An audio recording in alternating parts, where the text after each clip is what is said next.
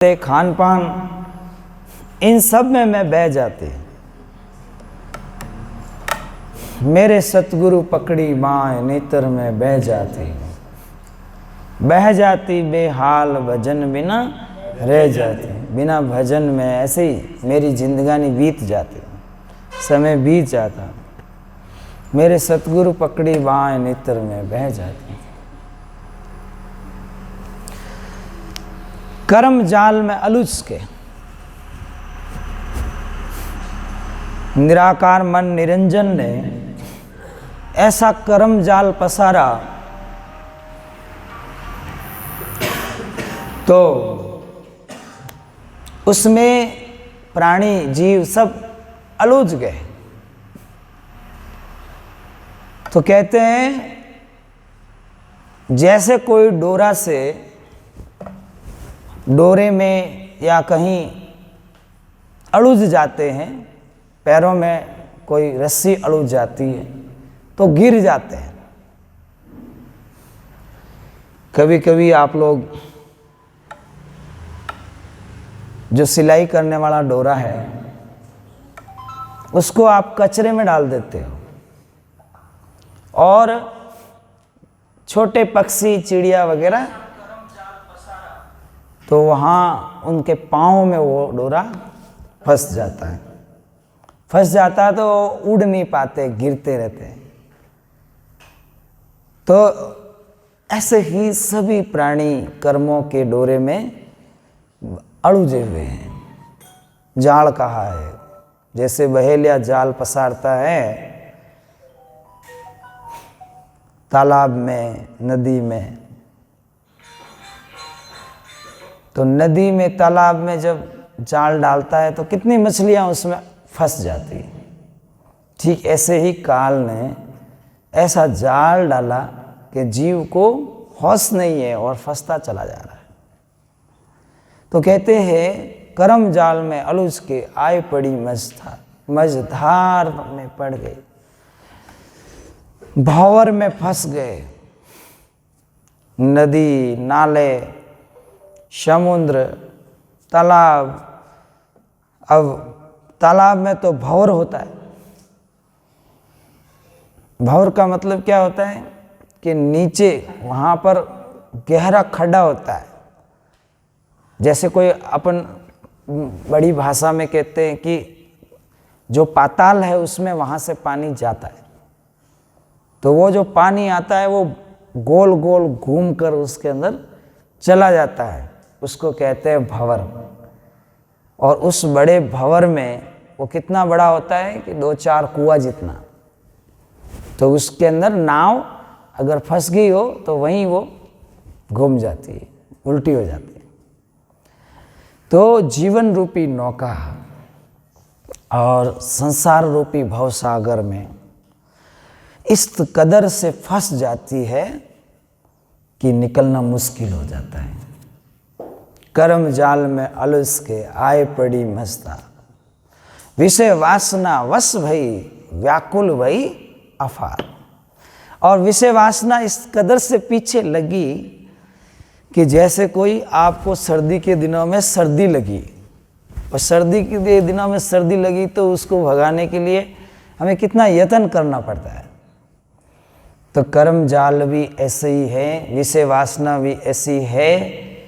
17-18 साल से तंग करने लग जाती है, फिर वो 55-60 साल तक विषय वासना व्यक्ति को तड़पाती रहती है, दुखी करती रहती है। तो वासना यानी कामना। तो जीवात्मा वहाँ बड़ा दुखी होता है, व्याकुल होता है। 14 जम कहे गए, काम, क्रोध, लोभ, अहंकार, छल, कपट, ईर्ष्या, राग, द्वेष। तो ये जो जम है हमारी श्वास को रात दिन लूट रहे हैं।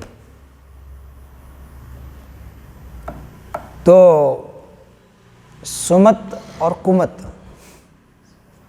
जब कुमति का फौरा आता है, मन कुमति में आता है, तब वो घंटों घंटों उसी में चला जाता है, पता ही नहीं चलता है। तो कहते हैं सुमता कुमता नार दोनों फटरानी, वो दोनों का और स्वभाव कोई संत पहचाने।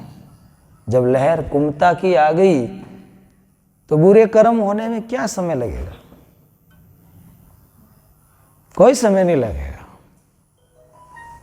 जैसे आपके बाल बच्चे हैं, धीरे धीरे धीरे धीरे कोई नशा सीख जाए, कोई बुरी संगति में चले जाए, और उनको कहते हैं ना, कितना भी कहो वो नकटे बन जाते हैं, और फिर उसी में वो रत होते जाते हैं, डीप में उतरते जाते हैं, और एक दिन अपन उनको अलग कर देते हैं, इस शराबी को अलग कर दो। और आपके दिल में कितना दुख होता है। और तो बच्चे सब अच्छे हैं, और तो बेटियां सब अच्छी है, और तो परिवार सब सुखी है, और वो तो नशे में धुत है। तो आपका हृदय से आंखें भर आती हैं कि शायद वो भी अच्छा होता, तो हमारे साथ बैठने के योग्य होता, हमारे साथ चलने के योग्य होता, खाने पीने सब साधन सब कुछ होते हुए भी साथ में बैठ के खिला नहीं सकते कि वो नशेड़ी हो गया, वो कुमती के लहर में चला गया। जो कर्म नहीं करना है वो भी कर रहा है, तो उसको क्या कहें? तो सद्गुरु के शिष्य धर्मदास जी यही कहते, समय पर संत नहीं मिलते, समय पर गुरु नहीं मिलते, तो परिवार में से कोई कोई कुमति के शिकार हो जाते हैं, कोई कोई कुमति के शिकार हो जाएंगे। इसलिए समय पर हमें टोकने वाला मिले, बुरे कर्म करते समय रोकने वाला मिले, तो ही हमारा जीवन अच्छा बन सकता है। अगर कोई टोके नहीं, कोई रोके नहीं, किसी की कोई कान नहीं, लाज नहीं, शर्म नहीं, तो वो बुरे कर्म बढ़ते जाएंगे। इसलिए कहते हैं कि जब मनुष्य को, जब भगवान मनुष्य योनि में भेजने लगा, तब वो जीव रोने लगा, प्रभु आप मुझे मनुष्य शरीर में भेजते हो, यहाँ तो मैं सुखी हूँ, आपकी दया दृष्टि में हूँ, जब मैं मनुष्य शरीर में जाऊँगा तो वहाँ मैं आप जैसे भगवान कहाँ से पाऊँगा? तब भगवान हंस के कहते हैं, वहाँ भी तुम्हें भगवान मिलेंगे, जा। मैंने कहाँ, कैसे मिलेंगे? कि तुम्हें माता पिता रूपी भगवान वहाँ भी तुम्हें मिलेंगे, जा।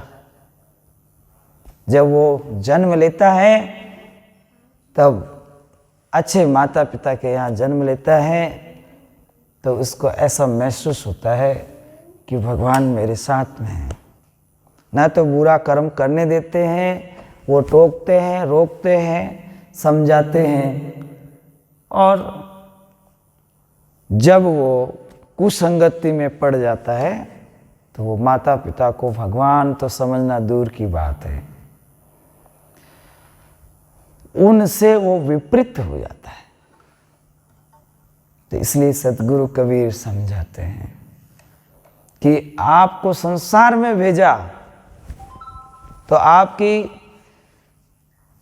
जो सेवा करने वाले, आपको आगे बढ़ाने वाले, आपका हित सोचने वाले जो माता पिता हैं, वो आपके भगवान की तरह है।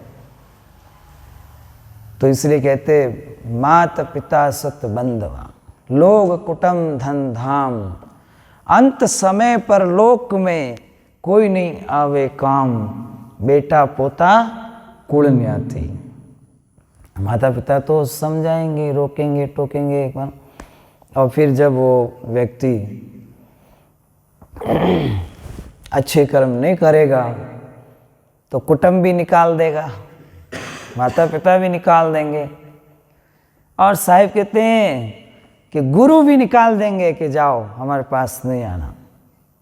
और फिर तो बुराई रही, और फिर बुराई बढ़ती जाएगी, और फिर जीव 84 में गोते खाता जाएगा।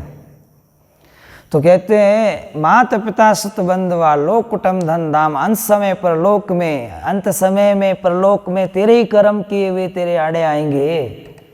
परलोक में कोई नहीं आवे काम, बेटा पोता कुल न्याती। इतना बड़ा परिवार होगा, शरीर के संबंधी होंगे, और वहाँ अंत समय जब हंस चलेगा तो आपने जो गुरु धारण किया, आपने जो शब्द रटा, आपने जो नाम रटा, वही आपकी रक्षा के लिए काम आए। इसलिए संदेश ये दिया जा रहा है कि परिवार में रहते हुए भी होते हुए भी, सब घर परिवार का काम करते हुए भी, सब सामाजिक कार्य करते हुए भी अपना आध्यात्मिक से जुड़े रहो, नाम से जुड़े रहो, तो बहुत बड़ी बात है। तो कहते हैं सतगुरु के सत्य, भजियो नहीं सतनाम, भजियो नहीं सतनाम को जो मानुष तन पाए। अब गुरु की शरण में जाए नहीं, सतनाम का भजन करे नहीं, वो उनको एलर्जी हो गए साधु से, संतों से, सत्संग से, तो भजो नहीं सतनाम को, समय पे सतनाम का भजन नहीं किया। भजो नहीं सतनाम को जन मानुष तन पाए, और मनुष्य शरीर जैसा उत्तम श्रेष्ठ शरीर भी पाया और सत्य नाम का भजन नहीं किया। भजो नहीं सतनाम को जो मानुष तन पाए, पाप कर्म से पड़ते नरकवास में जाए, और पाप कर्मों की बदौलत नरक में पड़ा रहेगा। देखिया धड़के छाती, और नरकों के दुख को देखते ही छाती धड़क जाएगी। देखना क्या, सुनने से भी धड़क जाएगी, इतना खतरनाक वो दुख है। आपने बैल को मरते हुए देखा होगा, जीभ निकल जाती है, कितना तड़पता है, मुख से झाग निकलता है, हाँ, और फिर कितना मुश्किल से प्राण छूटता है। आपने देखा होगा, कहीं कुत्ता मरते हुए देखा होगा, कहीं बैल मरते हुए देखा होगा, और मनुष्य जाता है वो भी आपने कभी कभी देखा होगा। उनकी आंखें जो है पूरी उलट जाती है, क्योंकि वो पहले ध्यान नहीं करता, भजन नहीं करता, तब काल अचानक पीछे से आंखों को खींचता है, और फिर खींचते हुए उसको तारे नजर आने लगते, चक्कर आने लगता है। तो इसीलिए कहते हैं मरने से पहले मरना सीख लो। तो नदी आने के पहले ही तैरना सीख लो, मौत आने के पहले ही मरना सीख लो, फिर नहीं मरना तेरे लिए, फिर मरेगा नहीं, अमर हो जाएगा। तो उपजो ज्ञान हिया के माए, सदगुरु के उपदेश की जब भनक पड़ी क्या मेरे कान, आसपास में कहीं सत्संग की भनक पड़ गई, संत आने की आवाज़ कानों में पड़ गई, गुरुदेव पधारने का संगीत कानों में आ गया, आवाज़ आ गई, इशारा मिल गया, ओ वहाँ पे संत आए हुए हैं, वहाँ पे गुरुजी आए हुए।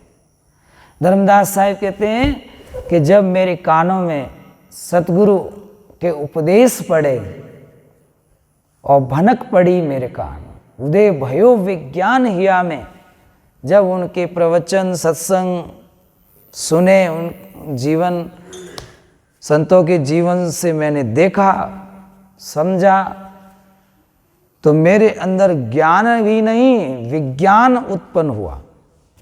यहाँ पे विज्ञान के दो अर्थ है। आपके जो विज्ञान है बाहर का, वो भौतिक विज्ञान है, और यहाँ विज्ञान का मतलब एक अवस्था से है। उदय भयो विज्ञान हिया में और नाश भयो अभिमान। अब कोई अभिमान नहीं आता, जाति का, पाति का, रूप का, रंग का, धन का, दौलत का और स्वरूप का, ऐश्वर्य का, सुंदरता का, कोई भी अहंकार अब नहीं टिका, वो चला गया।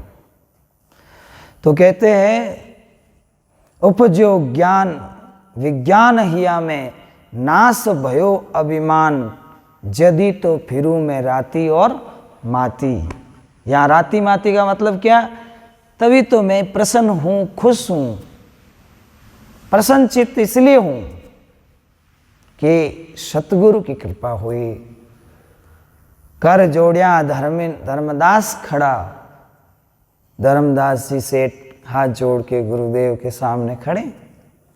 कर जोड़िया धर्मदास खड़ा, करुणा सिंधु कबीर, आपन होते जगत में तो कुण हर तो मेरी पीड़। अगर आप नहीं मिलते तो मैं तो कुरस्ते में चला जाता, अंधविश्वास में चला जाता, पाखंड में चला जाता।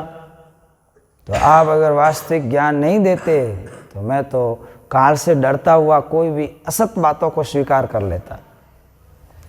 तो कहते हैं करुणा सिंधु कबीर, आपन होते जगत में साहेब कुण हरता मेरी पीड़।